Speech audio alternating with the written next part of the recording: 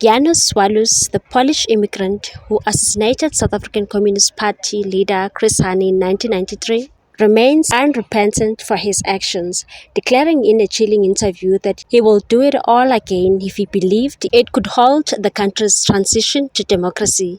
In an exclusive sit-down with the ANCA's Annika Leisen, titled Confessions of an Assassin, Why I Killed Chris Hani, the 72-year-old recounted the events leading up to the assassination and revealed the motivations behind one of the most politically charged murders in South Africa's history. Walus, who was deported from South Africa in December 2022 after serving nearly 30 years in prison, maintained that he acted alone in the killing, with the exception of receiving the illegal murder weapon from Clive Derby Lewis, a former Conservative Party MP.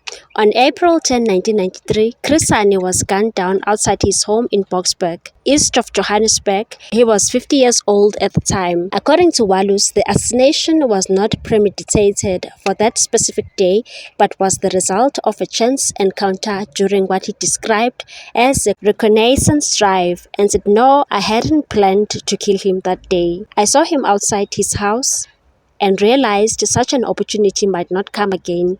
He looked at me, surprised, before I shot him." Walus admitted to firing 4 shots, 1 to the torso and 3 to the head. In the interview, Walus reiterated that his actions were politically motivated, aimed at halting peace talks and transition to a democratic South Africa.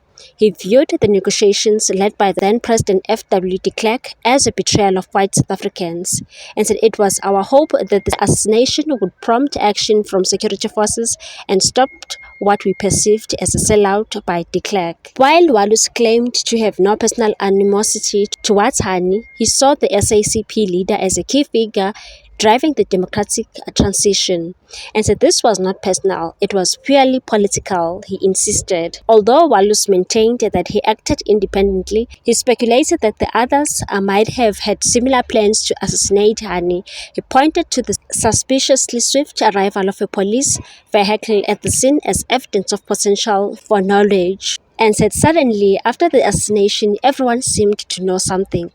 It's possible there were plans to kill him. He dismissed any notion that security forces or political parties were involved in his actions, but admitted he did not know what secrets Derby Lewis may have taken to his grave. Walus expressed no remorse for the political implications of his crime, but acknowledged the personal pain he caused Hani's family, and said, "I regret taking a father and a husband away.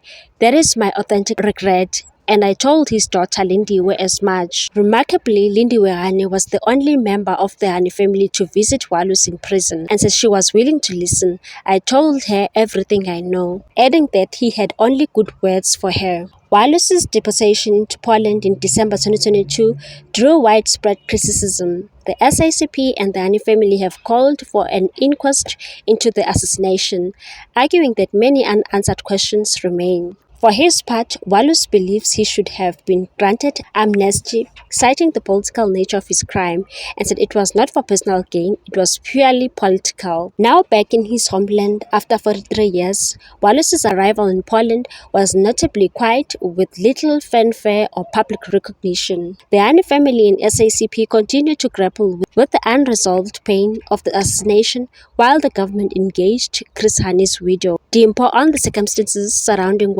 Walus's release, his deportation has been described as rubbing salt in the wounds.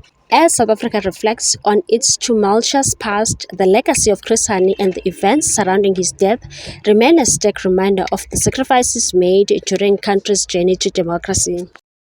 What's your take on this one, people? Thanks for watching. Please subscribe for more news.